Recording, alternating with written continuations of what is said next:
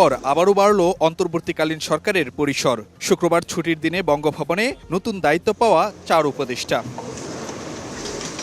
বিকেল ৪টায় বঙ্গভবনের দরবার হলে নতুন ৪ উপদেষ্টাকে শপথ বাক্য পাঠ করান রাষ্ট্রপতি মোহাম্মদ শাহাবুদ্দিন। সকলের প্রতি আইন অনুযায়ী যথাবিহিত আচরণ করিব। মন্ত্রিপরিষদ সচিবের পরিচালনায় এই আনুষ্ঠানিকতায় উপস্থিত ছিলেন অন্তর্বর্তীকালীন সরকারের প্রধান উপদেষ্টা ডক্টর মোহাম্মদ ইউনূস, সরকারের উপদেষ্টারা, ৩ বাহিনী প্রধান সহ সামরিক বেসামরিক শীর্ষ কর্মকর্তারা। নতুন সরকারের উপদেষ্টা হিসেবে শপথ নেন সাবেক তত্ত্বাবধায়ক সরকারের উপদেষ্টা অধ্যাপক ওয়াহিদুদ্দিন মাহমুদ, সাবেক মন্ত্রিপরিষদ সচিব আলী ইমাম মজুমদার, সাবেক সচিব মোহাম্মদ ফাউজুল কবির খান ও সাবেক সেনা কর্মকর্তা অবসরপ্রাপ্ত লেফটেন্যান্ট জেনারেল জাহাঙ্গীর আলম চৌধুরী। 40% বেশি গ্লো, বিশ্বের 1 নম্বর গ্লো ক্রিম, নতুন গ্লো এন্ড লাভলি।